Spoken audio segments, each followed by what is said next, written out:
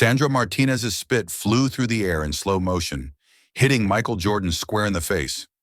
But to understand how we got here, we need to go back 15 minutes when Sandra Martinez's life completely unraveled. "You're fired!" Frank Patterson bellowed, his face a blotchy crimson with rage. Sandra felt the world tilt, her legs already unsteady from the chemotherapy she was hiding from everyone, nearly buckled. "Mr. Patterson, please," Sandra pleaded. "My children are sick. I need this job." "Everyone has an excuse," Frank laughed cruelly. "Mr. Williams complained you were too slow. Said you almost knocked a $1,000 bottle of wine onto his table." Sandra knew Williams, the wealthy client who treated her like dirt, who snapped his fingers to summon her like a dog. "He's lying," Sandra erupted. "I never went near his wine." "Because you think you're better than him?" Frank stepped closer, his breath reeking of cigarette smoke. "Some uneducated Latina who can barely speak English right?" The sentence sliced through Sandra like a razor.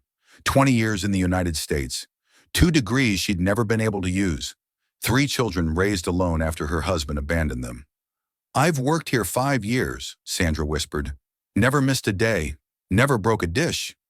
"You're a disposable waitress," Frank roared. "Replaceable by any of the 50 women looking for work." Sandra thought of Tommy, 8, needing asthma medication that cost $300, of Maria, 12, with a heart condition, of Jake, 15, losing weight because she pretended she wasn't hungry so he could eat. "Please," Sandra sank to the dirty floor. "I'll do anything. Just don't fire me. My children will die without their medicine." Frank smiled cruelly. "Maybe I'll reconsider." Frank bent down. "If you do me a special favor after hours." Disgust surged in Sandra's throat. She rose with the courage of a desperate mother. "I'd rather starve than debase myself to a pig like you." She slapped Patterson across the face. Whack! The slap echoed like a gunshot. "You're fired!" Frank screamed. "And I'll spread it all over town that you're trouble." Sandra threw her apron on the floor and walked toward the door with dignity. "Sandra!" Frank shouted. "You're nothing. You were never anything. You'll never be anything but a goddamn Latina."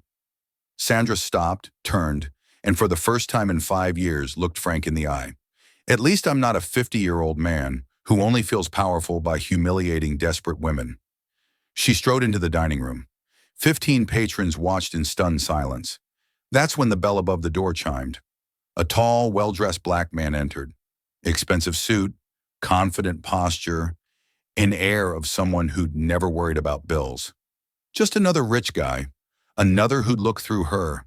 In that moment, 5 years of humiliation, 20 years of struggle, a lifetime of being treated as a second-class citizen exploded in Sandra Martinez's chest. She walked directly toward him. "Let me guess," Sandra said, her voice trembling. "Another wealthy playboy who thinks the world revolves around him?" The man blinked, taken aback. "Ma'am, I just what?" Sandra erupted. "Came to watch us peasants toil while you complain if the wine isn't chilled to perfection?" And then Sandra did something she'd never done before. She looked Michael Jordan directly in the eye, gathered the spit in her mouth, and spat it squarely into his face. The spittle trickled down the face of the greatest basketball player of all time. The silence was absolute, and what happened next would forever change the lives of Sandra and her 3 children. The spit ran down Michael Jordan's face like a salty tear. For 3 eternal seconds, no one in Frank's diner breathed. Jordan closed his eyes. In 40 years of career, he had faced brutal opponents, hostile crowds, but he had never been humiliated like this. Sandra trembled before him, fists clenched. She had crossed a point of no return. "There," Sandra said, her voice breaking. "Now are you going to sue me? Ruin my life? Send me to prison?" Jordan picked up a napkin, wiping his face with deliberate movements. "Ma'am," Jordan said, his voice controlled, "I don't know what I did to deserve this." "What did you do?" Sandra exploded. "You rich people do nothing. You exist at the top while we rats fight for scraps." The restaurant turned into a graveyard. Forks halted midair. Frank appeared at the kitchen door, mesmerized. "If I did something to offend you," Jordan tried. Something? Sandra shrieked, tears streaming. You do everything. You complain about cold food, slow service. You treat waitresses like untrained animals. Ma'am, I just walked in. I haven't ordered anything. You don't need to, Sandra interrupted. It's in your face, in that expensive suit. You walk in here like you own the place. Frank scurried over, seeing the disaster. Sandra, get out! Sir, she's having a nervous breakdown. No! Sandra turned like a cornered animal. I've lost my job, my dignity. I won't lose my voice. She advanced on Jordan. Do you know why I spat? I lost my job because a wealthy client thought I was slow. Do you know what that means? Jordan shook his head. My 3 children are sleeping hungry tonight.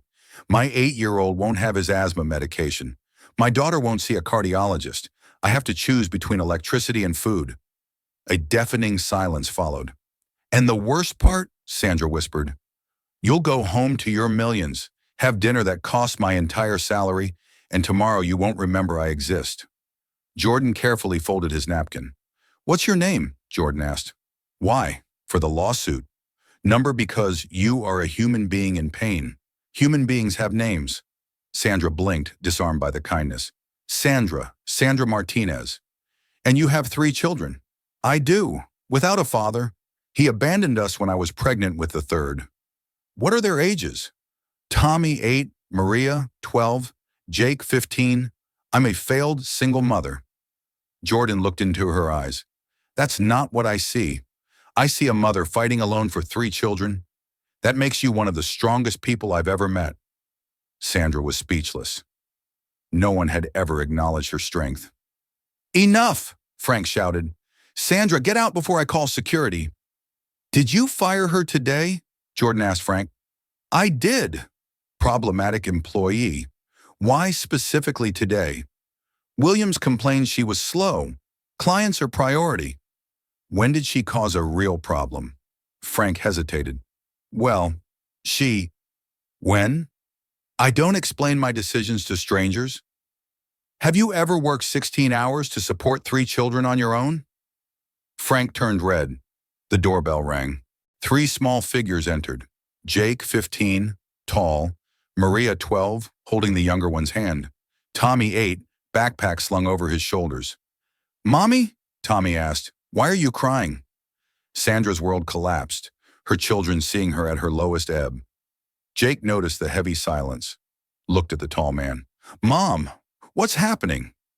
Just then, a cell phone emitted the sound of recording initiated, and everything was about to go viral. The recording sound cut through the air like an alarm siren. Sandra turned. A woman at a corner table held her phone with a malicious smile. Continue, the woman said loudly. This is going to be amazing on TikTok. Jake recognized her immediately. 15 years old, he was of the social media age. He knew what going viral meant. Mom, Jake whispered urgently, get out of here. Now. Too late. Other customers raised their cell phones. The unlocking sounds echoed like a digital symphony of condemnation. Stop filming, Sandra shrieked. But cell phones remained pointed like cannons of humiliation. Frank saw a golden opportunity. Ladies and gentlemen, Frank theatrically declared, you are witnessing precisely why I fired this problematic employee. Problematic? Sandra exploded. I worked 5 years without missing a single day. Mom, please stop, Maria whispered. Everyone is staring. Tommy cried. He was 8. He didn't understand, but he knew they were being cruel to his mom. Why are they being mean to Mommy? Tommy sobbed. She's the best in the world. The innocents cut through the tension. Some lowered their phones. Frank continued his performance. This woman assaulted an innocent customer. She spat without provocation. Without provocation? Sandra laughed hysterically. Provocation was a lifetime of being treated like trash. Jordan finally spoke. I don't feel assaulted, Jordan said calmly. Frank froze, confused. This woman needs help, not humiliation, Jordan continued. But she spat, a woman shrieked. Everyone saw. Yes, now I want to understand why. Jake watched Jordan intently. Something about his posture, his height, the way he spoke. My God, Jake whispered. You're Michael Jordan. It stopped. Everything stopped. Forks in midair. Conversations cut short. Breaths held. Sandra looked at her son, then at the man she had spat on. What? Mom, Jake trembled. You spat on Michael Jordan. The Michael Jordan. Deafening silence. Then utter chaos. Oh my God, it's Michael Jordan. It's going viral.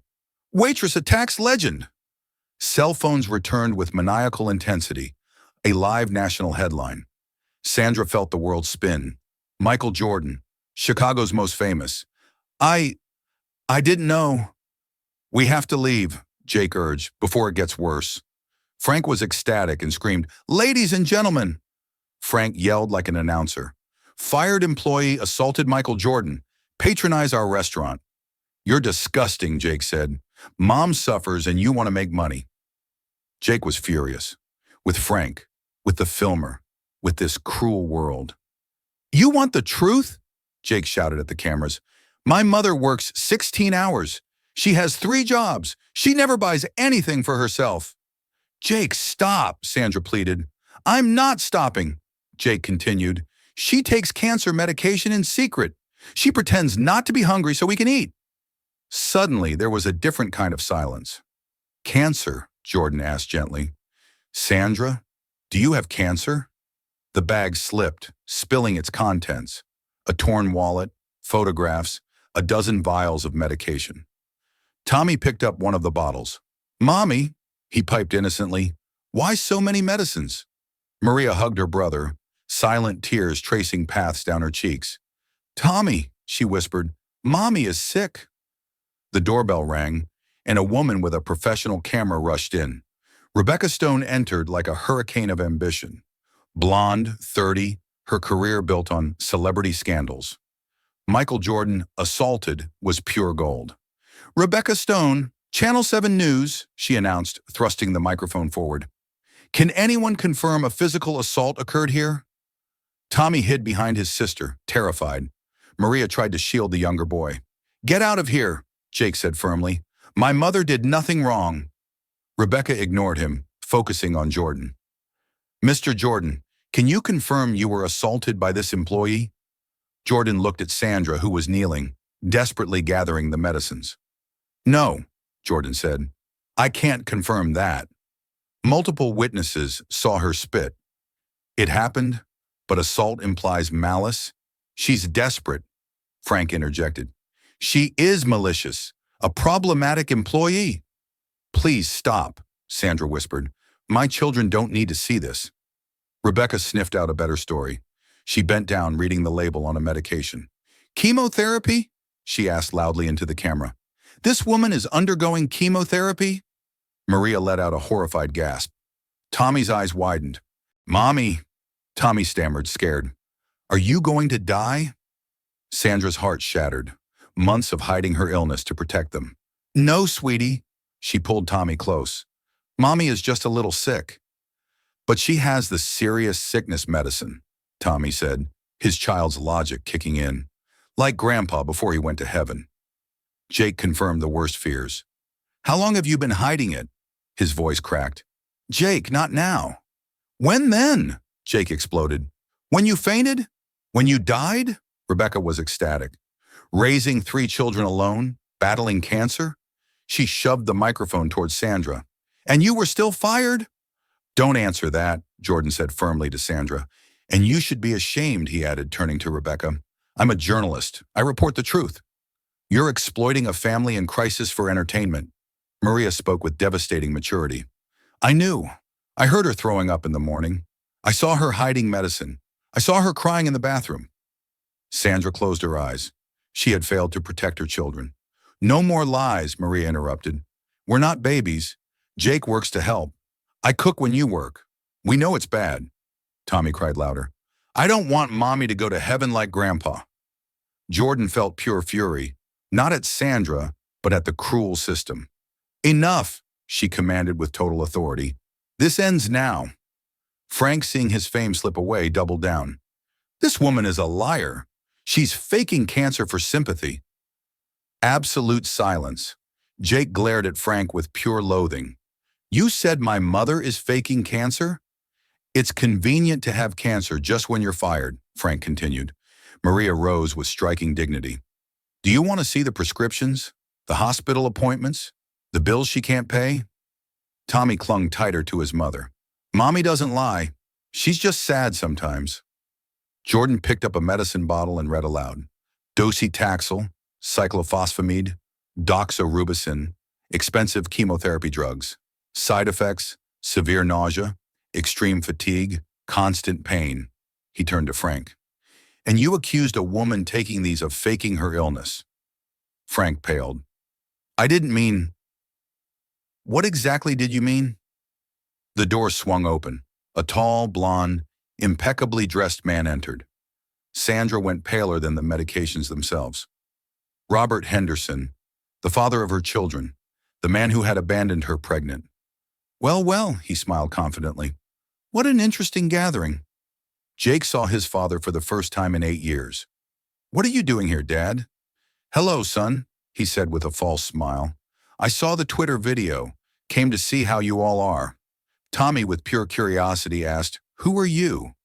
The question cut Robert like a knife. His own son didn't recognize him. I'm your father, Tommy. Tommy looked at Sandra, confused. Mom, I thought my dad went away forever. He did, Sandra whispered. He went away forever. Rebecca realized she'd stumbled upon the story of the century. Robert Henderson wore a $3,000 suit, gleaming Italian shoes, eyes like a predator's calculations. Rebecca nearly dropped her microphone. Absent father during viral drama, pure journalistic gold. And you are? Rebecca pushed the microphone forward. Robert Henderson, CEO of Henderson Holdings, and the father of these children. Jake stepped between Robert and his siblings. You're no one's father here.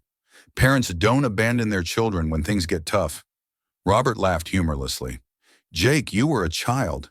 You don't understand the complexity of adult relationships. Complexity? Jake echoed. You left when you found out Mom was pregnant. What kind of father does that? Sandra stood, trembling, still clutching her medication. What do you want? I came to help. I saw the video online. My family shouldn't go through this publicly. Your family? Jake erupted. You don't have a family here. Robert crouched down to Tommy. Hi, Tommy. You've grown. Last time, you were a baby in Mommy's belly. Don't I know you? I'm your dad, Tommy frowned. But dads take care of their kids. Mommy said my daddy left because he didn't want to take care of us. Robert paled. Sometimes dads have to leave to earn money. 8 years later? Maria interjected with chilling bitterness. It took you 8 years to earn money? Jordan observed the dynamic. Single mother, cancer, father appearing when she was vulnerable. Why today specifically? Jordan asked. Where were you when she was working 16-hour days? Undergoing chemotherapy alone?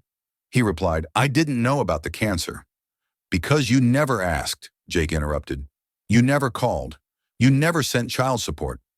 Rebecca, with journalistic glee, said, Abandoned a pregnant family without financial support? Relationships are complicated, irreconcilable differences. The only difference was you didn't want responsibility, Sandra exploded. You were always complaining, demanding, making a drama about money. I was 7 months pregnant working 2 jobs because you were spending our money on booze and gambling. Tommy cried, confused. Why are you yelling? I just want to go home. Maria scooped Tommy into her arms. Mommy will sort it out. But Sandra was shaking uncontrollably. Stress, humiliation, Robert's presence, her illness exposed. Jordan noticed first. Sandra, you need to sit down. I'm fine, she lied, her legs faltering. Jake rushed to support his mother. Robert made his move. Look at her, he boomed for the cameras. Clearly, she can't care for 3 children. They need stability. Stability? Jake whirled around, fuming. Mom never missed a school play. Never forgot a birthday. Never let us go hungry. Where were you when Maria broke her arm? When Tommy had pneumonia? When I needed you? His voice cracked, revealing 15 years of pain. She's sick. She can't work. How will you survive? We always survived, Maria stated firmly. Without you. Now it's different. There are cameras, exposure. They need protection, financial stability. Sandra lifted her head, her eyes burning. Number not at all. I have money now. I can provide a better life. Where were you when Tommy nearly died of asthma because you didn't have money for his medication? When Maria missed school to care for me after chemotherapy? I didn't know. Because you didn't want to know, Sandra screamed. You knew my phone number. You knew where we lived. You chose not to know. Sandra tried to stand too quickly, but faltered. Her eyes rolled back, and her legs gave out. Sandra collapsed in front of her 3 children, cameras, and Michael Jordan. Medicine bottles rolled across the floor again, like evidence of a life falling apart. Tommy screamed. Maria cried. Jake knelt down. The cameras kept rolling, and Robert smiled. Tommy's scream cut through Frank's diner like a siren. Mommy, wake up! Tommy shook Sandra desperately. Jake checked her breathing with a chilling maturity. She's breathing, but she's warm. She has a fever. Maria held Tommy, sobbing. Mommy isn't going to die, she repeated like a mantra. Jordan pulled out his phone. I'm calling an ambulance. No, Robert interrupted. It'll create more of a scandal. I'll take her in my car. You're not taking her anywhere, Jake confronted Robert. You have no right. Rebecca, in absolute ecstasy, spoke into the camera. Rebecca Stone, live. The dramatic situation has taken a serious medical turn. Frank tried to regain control. Everyone out. I'm closing. This is out of control. Nobody leaves until the ambulance arrives, Jordan commanded authoritatively. Customers were posting videos on social media. Notification sounds created a sinister symphony of fame.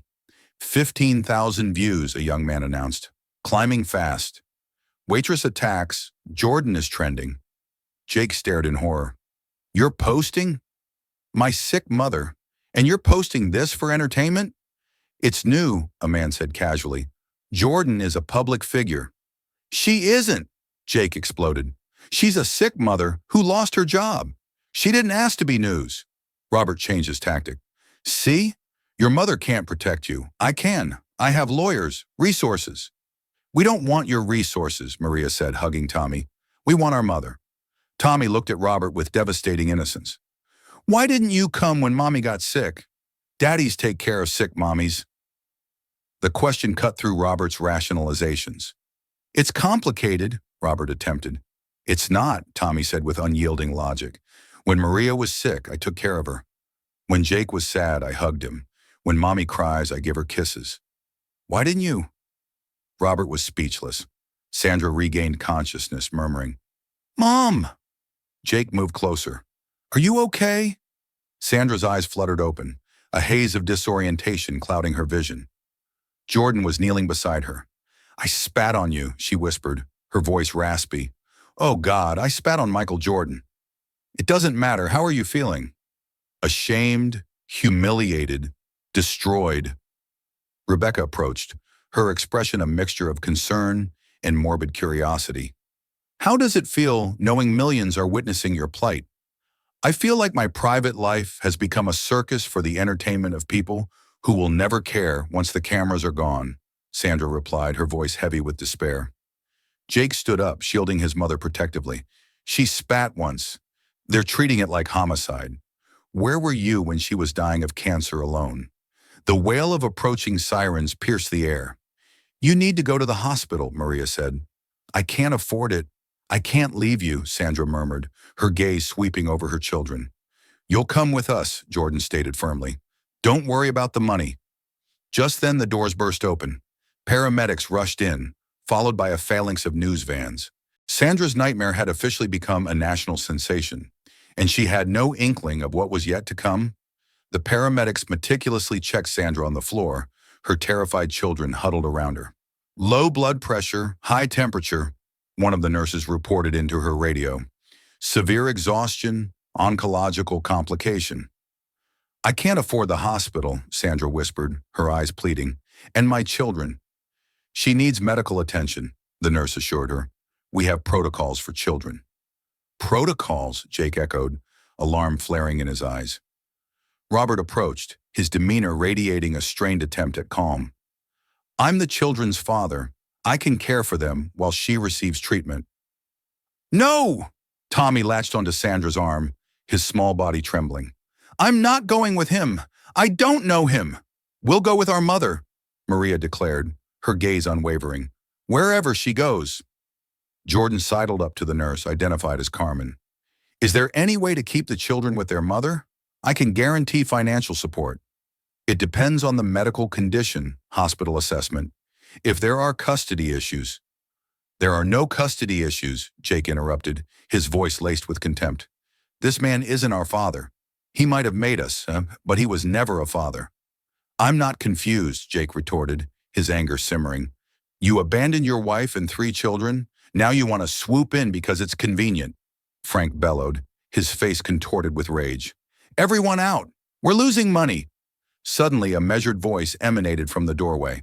Actually, you're gaining free publicity. A man in an expensive suit carrying a leather briefcase stepped into the room. Martin Bradley, family attorney, hired by Mr. Henderson. Sandra's stomach plummeted. To ensure the children are in the best possible situation, Martin continued smoothly, his tone dispassionate.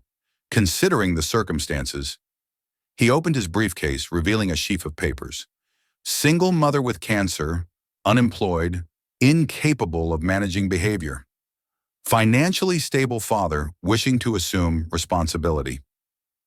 Our mother provided adequately for 8 years until she became ill. Jake confronted the lawyer, his voice trembling with indignation.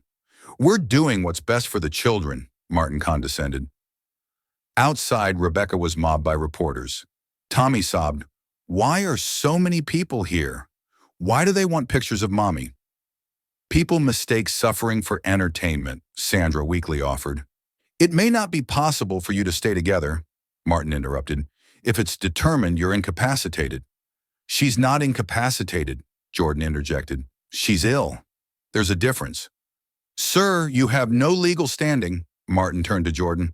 I've known this family for 45 minutes. I've seen more love than your client has shown in 8 years. Martin opened more documents. I have an emergency temporary custody order. How did you get that in under an hour? Jordan asked incredulously. The client filed when the video went viral, Martin said with satisfaction, claiming the mother poses a danger. I spat because I was desperate. Does that make me unstable? Sandra whispered. Tommy posed a question that silenced everyone. If he's my daddy, why don't I feel love for him? The question cut through legal arguments. Robert was left without an answer. Love isn't blood, Sandra weakly stated. It's being present. We need to go now, Carmen interrupted. Doors swung open. A uniformed woman entered. Linda Johnson, Child Protective Services. Minors at risk. My children are not at risk. Until custody is resolved, the children require temporary protective custody. Temporary custody, Maria shrieked. You want to separate us when she's ill? The children can stay with me. I am the biological father.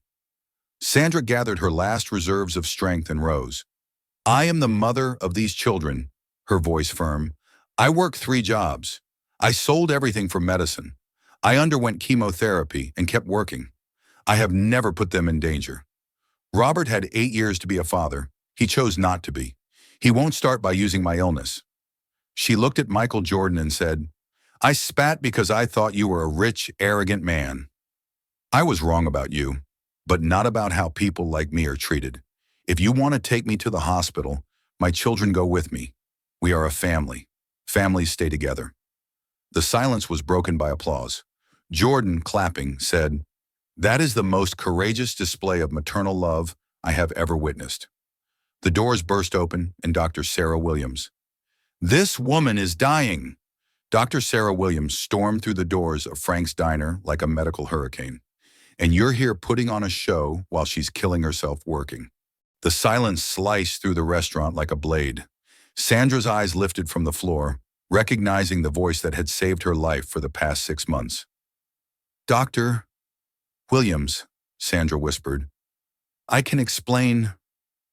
Explain what? Dr. Williams knelt beside Sandra. That you're hiding that you're passing out from starvation?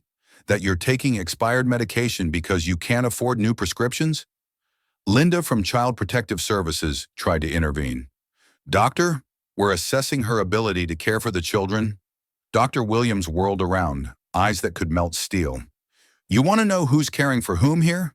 Dr. Williams pointed to Jake, Maria, and Tommy. These children know more about oncology than you do about family. They've memorized medication schedules, symptoms, side effects. Robert stepped forward. Doctor, I'm the father. I can take over. Shut up, Dr. Williams exploded. Where were you when she was vomiting blood alone? When Jake had to call an ambulance because she collapsed in the kitchen? Robert paled. Tommy tugged the doctor's hand.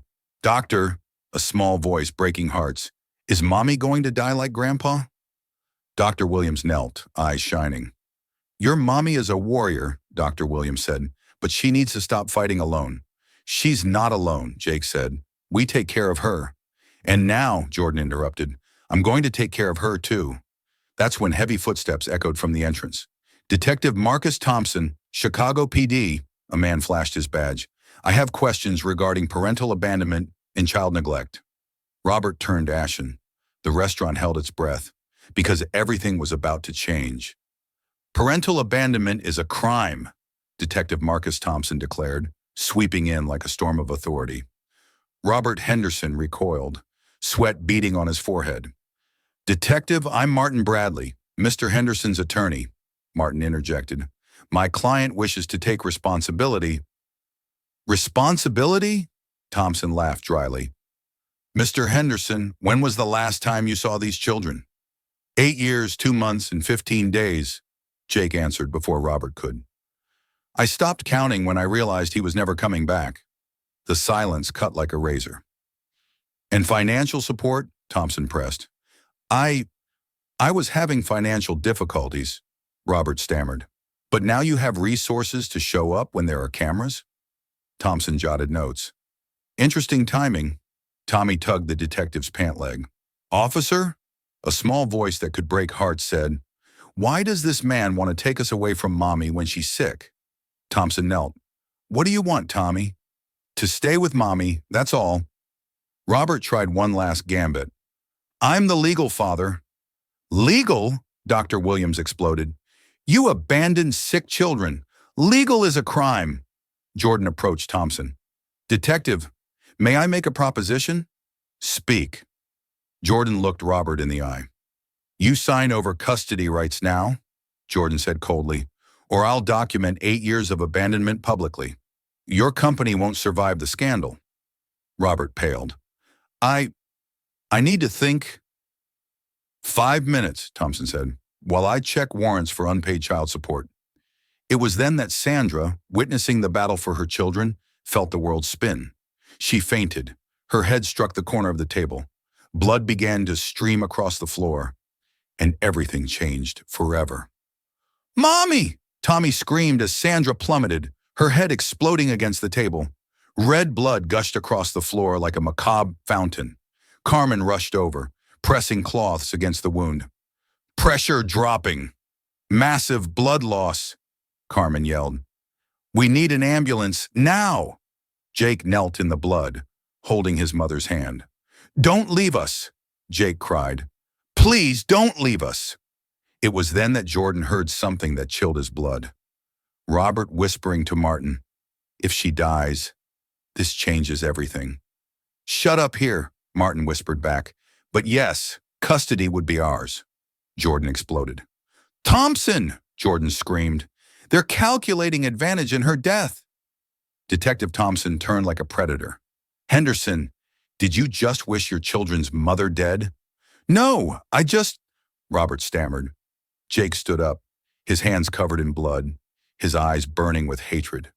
You want our mother dead, Jake spat, to steal us when she can't protect us.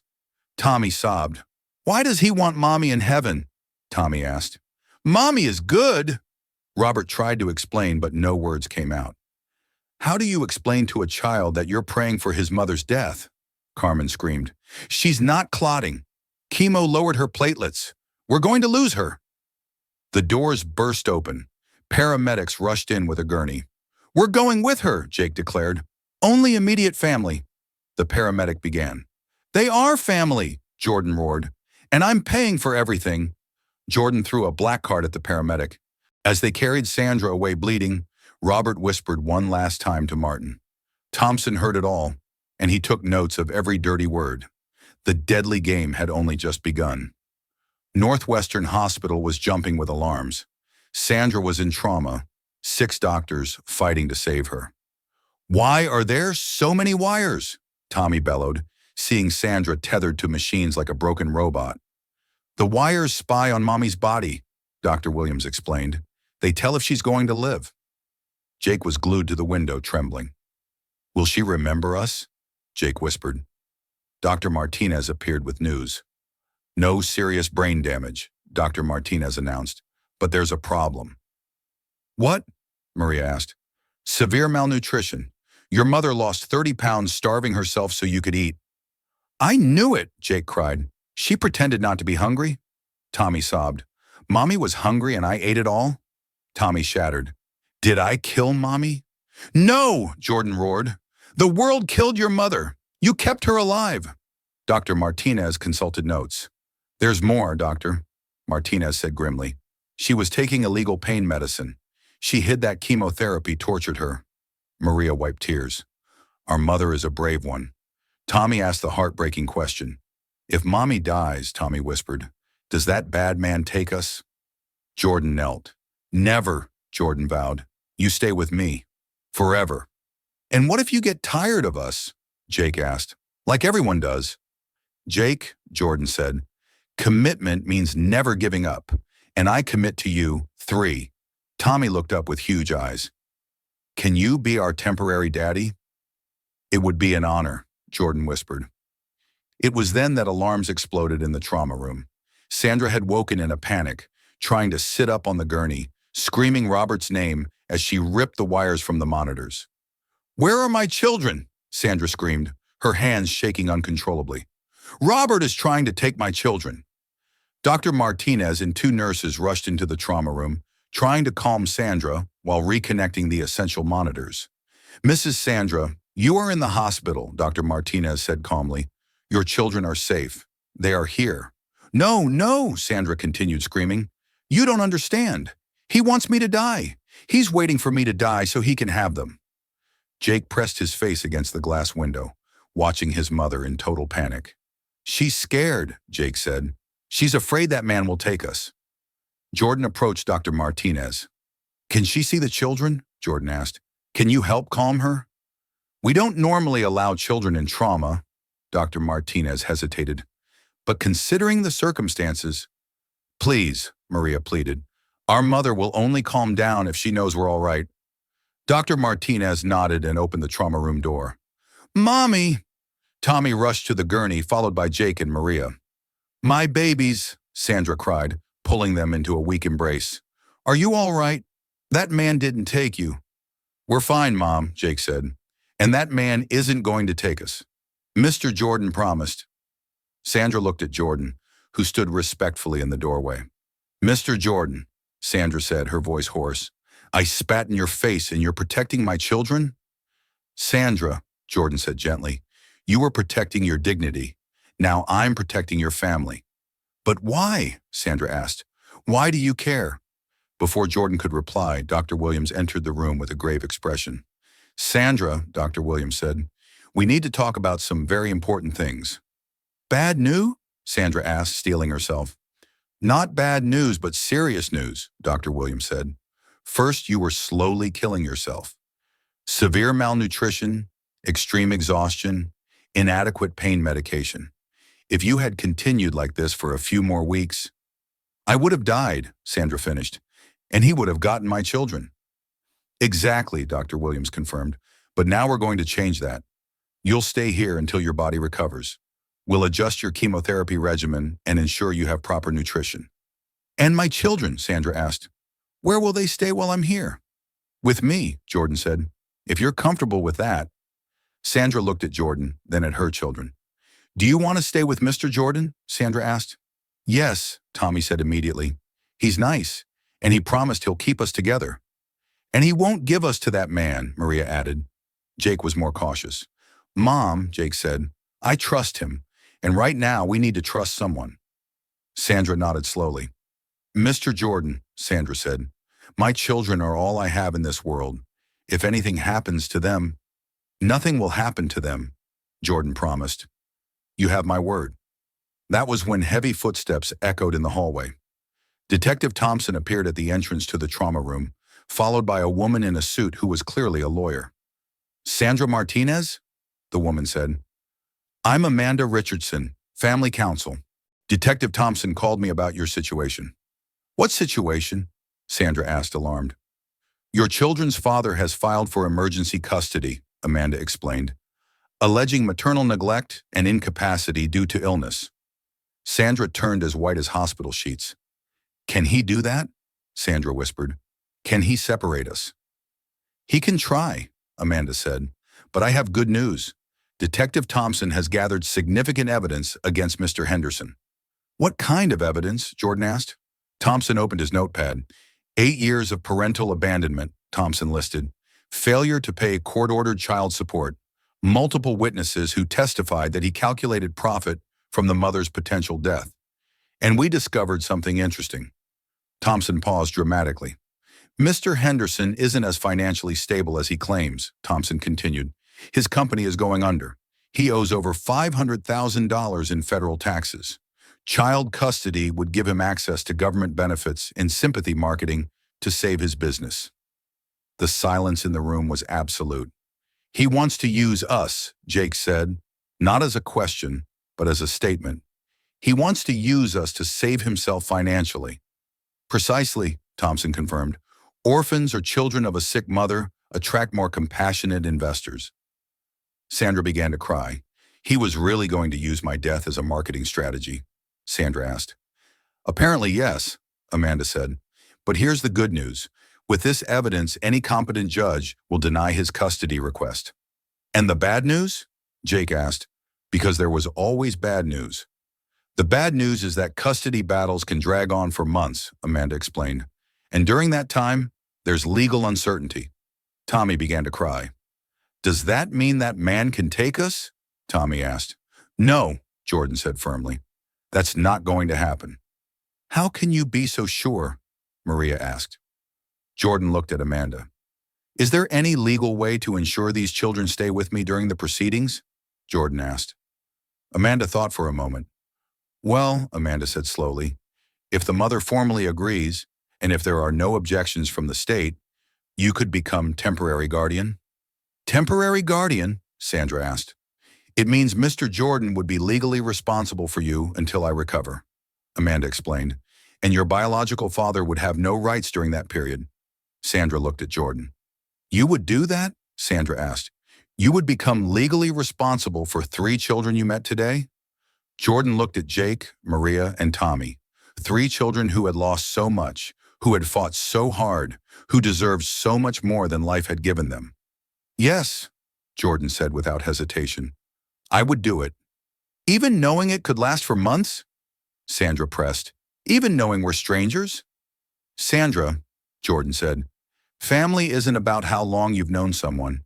It's about what you're willing to do for them. Tommy approached Jordan and took his hand. Mr. Jordan, Tommy said, if you're our temporary dad, will you teach us how to play basketball? Jordan smiled, his first tears of the day finally falling. Tommy, Jordan said, I'll teach you everything I know about basketball, and about life, and about never giving up. Even when it gets hard? Maria asked. Especially when it gets hard, Jordan replied. Amanda looked at Sandra. So you agree to the temporary guardianship? Amanda asked. Sandra looked at her 3 children, then at Jordan, then at the paperwork that would change their lives forever. I agree, Sandra said, but with one condition. Which is? Jordan asked. If I die, Sandra said, they stay with you, forever. Not with that man. Never with that man. Sandra, you're not going to die, Dr. Williams interrupted. But if it will put your mind at ease, we can add that documentation as well. That's when Thompson's phone rang. He answered, listened for a few seconds, and smiled. Everyone, Thompson said. I have some more good news.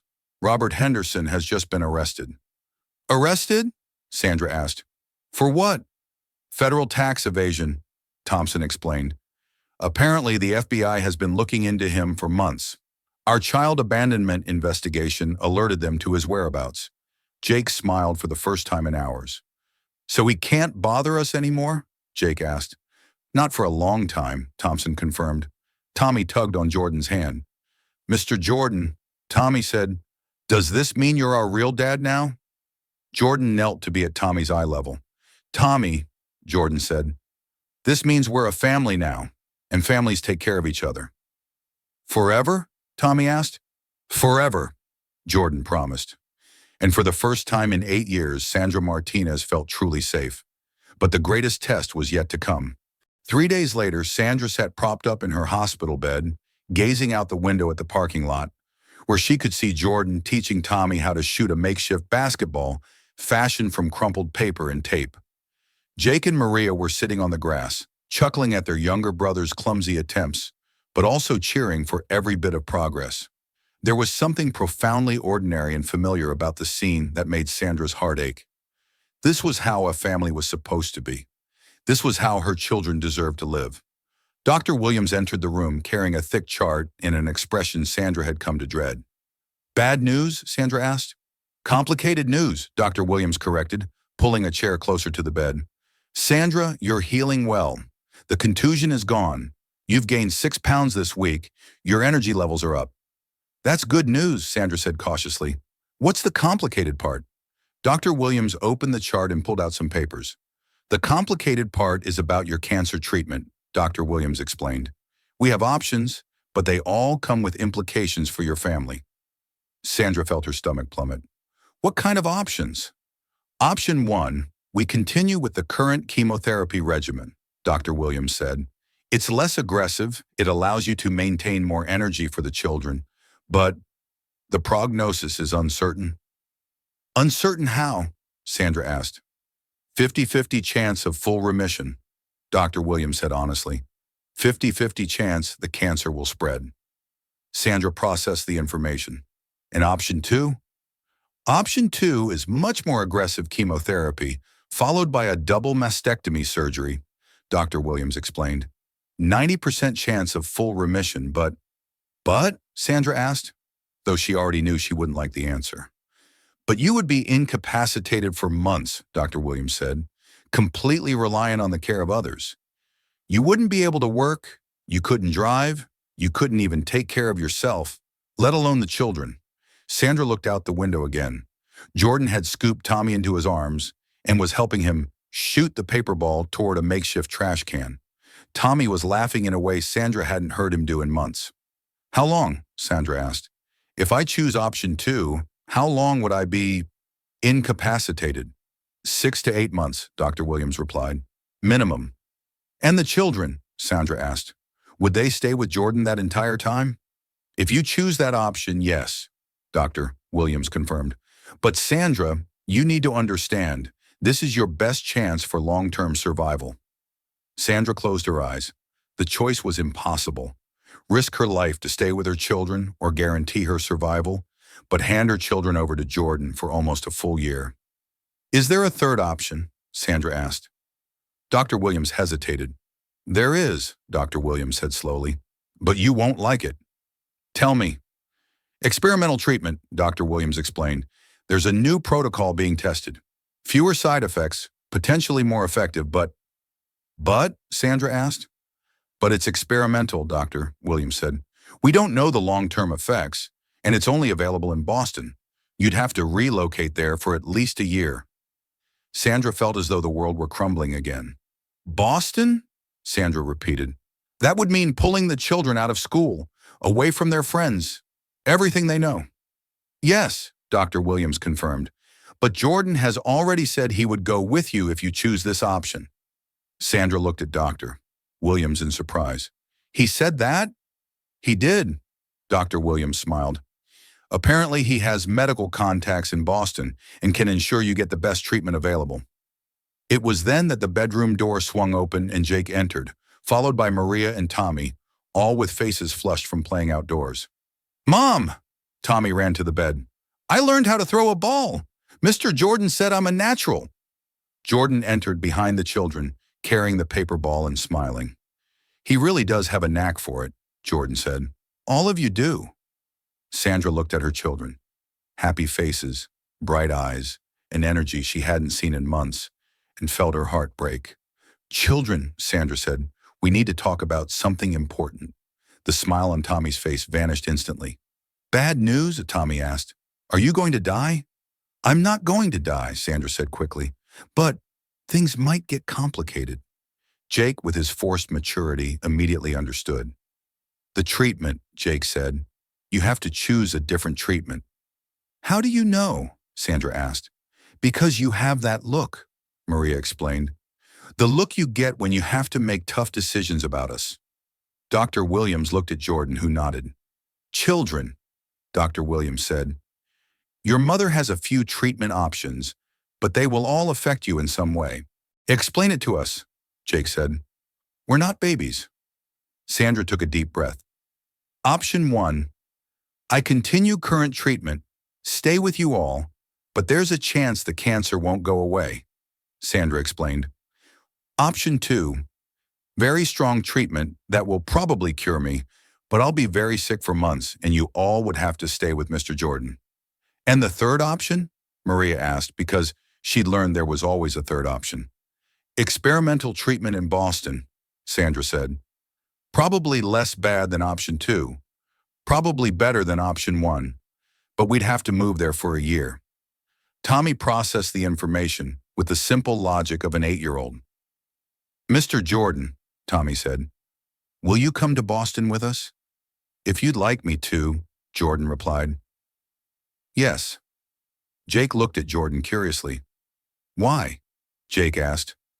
Why would you leave your life here to go to Boston with people you met a week ago? Jordan sat on the edge of Sandra's bed. Jake, Jordan said, do you want the honest answer or the polite answer? Honest, Jake said immediately.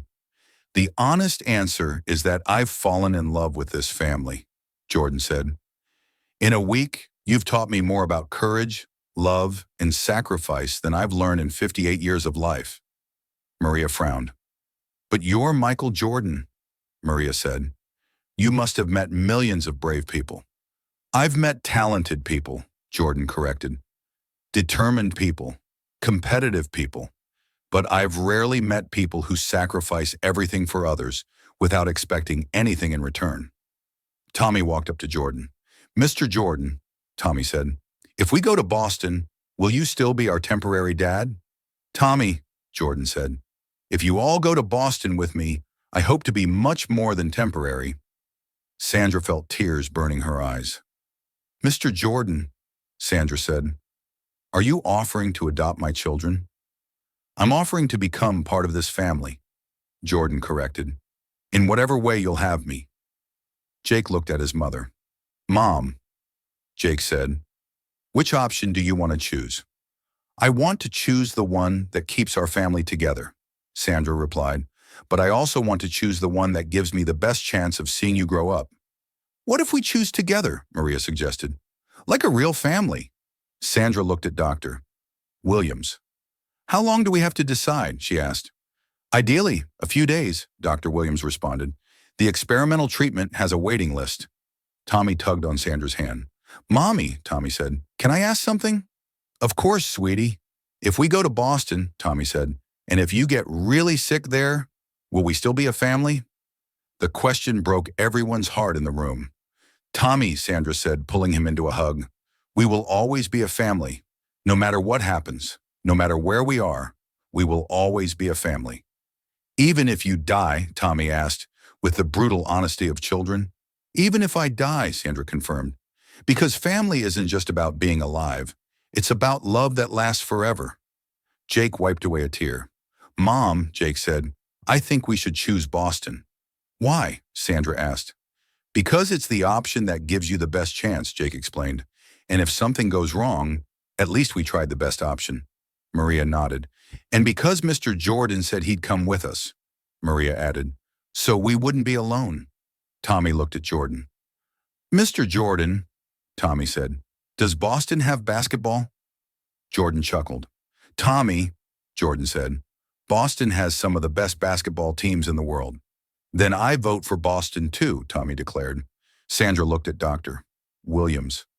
If we choose Boston, Sandra asked, can you guarantee it's the best option? I can't guarantee anything, Doctor, Williams answered honestly, but I can guarantee you'll have the best doctors, the best care, and the best possible chance. Sandra looked at Jordan. And are you sure you want to do this? Sandra asked. Change your entire life for us? Jordan looked at Jake, Maria, and Tommy, then back at Sandra. Sandra, Jordan said, my life was about personal achievement, about winning, about being the best, but you all showed me something more important. What? Sandra asked. You showed me that the greatest victory is showing up for the people you love, Jordan replied, and I want to show up for you, forever. Sandra closed her eyes, took a deep breath, and made the decision that would change all of their lives. Boston, Sandra said. We're going to Boston. Tommy yelled with delight. Maria smiled. Jake nodded in approval, and Jordan felt that for the first time in his life, he had found something more important than any championship. He had found a real family, but none of them knew that Robert Henderson, even while incarcerated, had made a call that would complicate everything. 2 weeks later, on the eve of their move to Boston, Sandra was packing the few belongings they owned when Detective Thompson appeared at the door of the temporary apartment Jordan had arranged for them. Sandra, Thompson said, his expression grave, we need to talk. Jordan, who was helping Jake pack his school books, looked up. Trouble? Jordan asked. Complications, Thompson corrected. Robert Henderson made some calls from jail. Sandra felt her stomach plummet. What kind of calls? Sandra asked. Thompson stepped inside and closed the door behind him. He contacted an organization called Parents First, Thompson explained. It's a group that claims to advocate for fathers' rights. And? Jake asked. And they're alleging that Michael Jordan is buying a family for public relations, Thompson said. They're questioning the legality of the temporary guardianship. The silence that followed was heavy. Can they do that? Maria asked. Can they separate us from Mr. Jordan? They can try, Thompson admitted, especially if they can get media coverage. As if summoned, the doorbell rang. Jordan opened the door to find Rebecca Stone with a full camera crew. Mr. Jordan, Rebecca exclaimed, shoving a microphone forward. Can you comment on allegations that you are buying a family to improve your public image? Jordan slammed the door in her face, but the damage was done. They could hear Rebecca speaking to the camera outside. Tommy began to cry. Are they going to separate us? Tommy asked. Is that bad man going to take us? Sandra pulled Tommy into a hug, but she herself was trembling. Jordan, Sandra said, maybe it's best if you... No, Jordan interrupted firmly. I'm not abandoning you now. Jake peered out the window and saw more news vans arriving. They've turned our lives into a circus again, Jake said bitterly. It was then that Jordan's phone rang. He glanced at the caller ID and frowned. It's my lawyer, Jordan said, answering. The conversation was brief, but Jordan's expression grew increasingly grave. The Parents First group has secured a temporary restraining order, Jordan explained, questioning the guardianship until a full hearing. What does that mean? Maria asked. It means we can't go to Boston tomorrow, Jordan said. It means we have to stay here until they sort this out. Sandra felt the world crumbling around her again. And my treatment? Sandra asked. The spot in Boston? It will have to wait, Jordan said, his frustration palpable. Detective Thompson shook his head. There's more, Thompson said. The judge assigned to the case is conservative on non-traditional guardianship matters. It was then that Jake made an observation that changed everything. Mr. Jordan, Jake said, what if you officially adopted us, like permanent guardianship? Everyone in the apartment turned to look at Jake. Jake, Sandra said, Mr. Jordan can't just... Actually, Thompson said slowly, third-party adoption is possible when there is proven parental abandonment. Jordan looked at Sandra, who appeared taken aback by the suggestion. Sandra, Jordan said carefully, if you agreed, I could become the children's permanent legal guardian. That would change everything, Thompson confirmed. Robert would lose any parental rights. Tommy looked at Sandra, then at Jordan.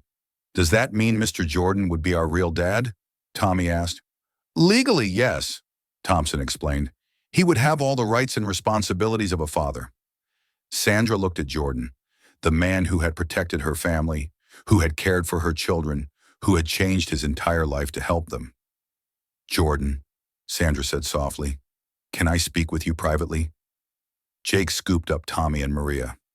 "Let's go to the room," Jake said. "Let them talk." Once they were alone, Jordan and Sandra looked at each other for a long moment. "Sandra," Jordan began, "I know this is a huge decision." "Jordan," Sandra interrupted, "why would you do this? Adopt 3 children you've only known for a few weeks." "Because you've become my family," Jordan said, "in every way that matters. Jake, Maria, and Tommy, they've reminded me of what it truly means to care for someone." Sandra felt tears burning her eyes. "What if I die?" Sandra asked. "Would you be willing to raise them alone?" "Sandra, you're not going to die," Jordan said. "But if something were to happen, yes, I would raise them as my own children, because to me, they already are." "Jordan," Sandra said, "isn't this about obligation or pity?" "No," Jordan replied. "It's about love. I love these children, and I want them as my daughters and my son, officially."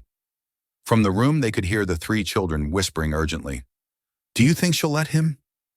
Maria's voice. "Mr. Jordan is the best thing that's ever happened to us." Jake's voice.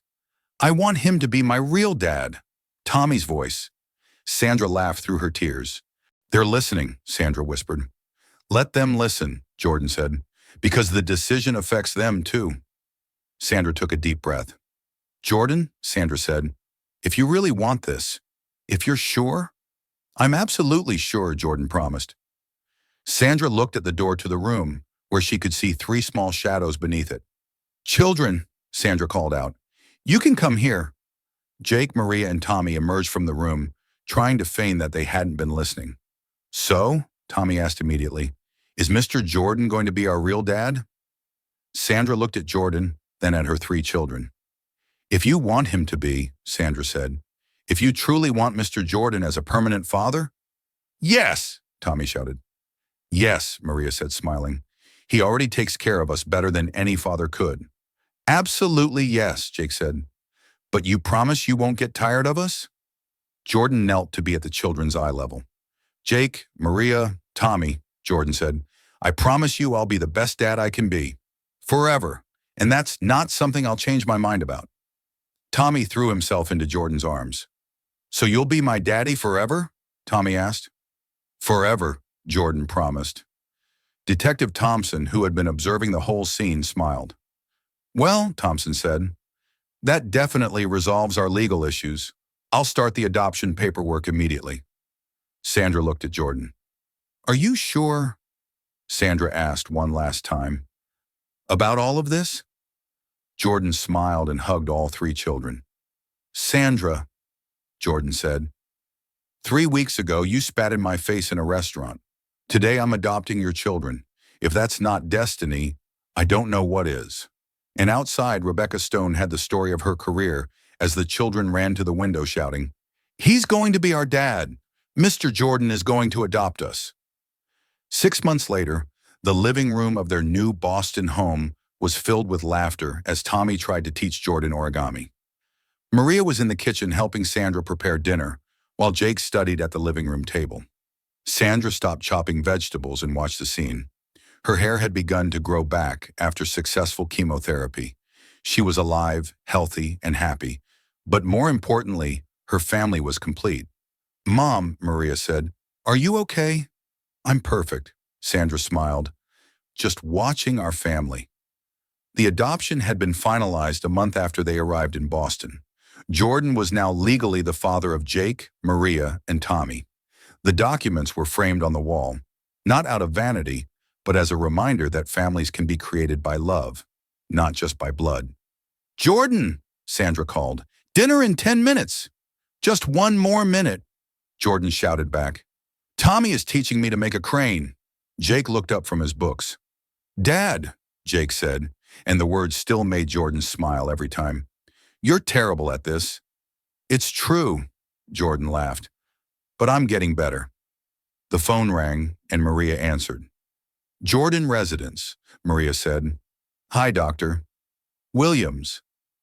Sandra took the phone, as she always did when the doctor called. "Hi, Doctor." "Williams," Sandra said. "Sandra, I have your 6-month checkup results, Dr. Williams said. Sandra held her breath. Complete remission, Dr. Williams announced. There's no sign of cancer anywhere in your body. Complete remission, Sandra shrieked. The house erupted in jubilation. Tommy leaped into Jordan's arms. Maria hugged her mother. Jake wiped a tear of relief. Does that mean you're not going to die? Tommy asked. It means Mommy will be here to see you grow up, Jordan said. Get married, have children, become doctors. Speaking of which, Tommy said, Doctor, Williams said I can intern for her when I turn 15. A doctor? Jordan asked, surprised. To help other moms who get sick, Tommy explained, like she helped our mommy. Sandra felt her heart swell with pride. That night, after dinner and homework, Jordan was tucking Tommy into bed. Dad, Tommy said, can I ask you something? Sure. Do you regret meeting us? Tommy asked. Your life was easier before. Jordan sat on the edge of the bed. Tommy, Jordan said, before I met you kids, I had everything I thought I wanted. Money, fame, recognition. But I didn't have what truly matters. What matters? And Tommy asked. A family to come home to, Jordan explained. People who care about me for who I am, not what I've achieved. People who make me want to be better.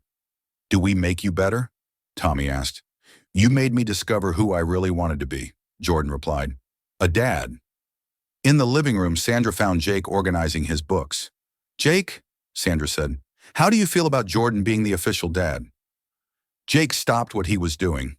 Mom, Jake said, he's the dad I always dreamed of having. He shows up. He cares. He'll never abandon us.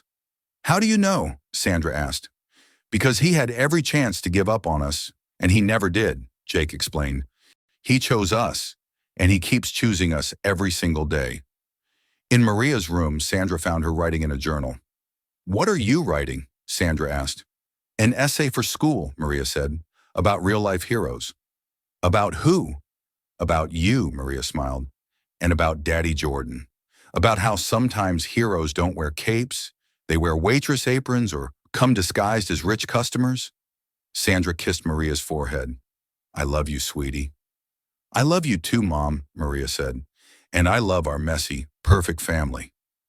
Later, Sandra found Jordan on the porch, stargazing.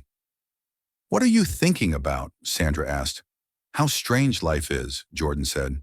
6 months ago, I was a rich, lonely man. Today, I'm the father of 3 incredible children and the friend of the bravest woman I know. Thank you, Sandra said, for saving my family. Sandra, Jordan said, you saved me too. You gave me purpose. You gave me a reason to be better than I was. And now, Sandra asked. Now we raise our children, Jordan smiled. We help them grow, dream, and become whoever they want to be. And maybe when they have their own families, they'll remember that true love isn't about where you came from, but about where you choose to go. Inside, Jake was checking on Tommy, who slept clutching a framed adoption certificate. Maria had fallen asleep over her books. The house was warm, safe, filled with love. 6 months prior, a desperate woman had spat at a stranger.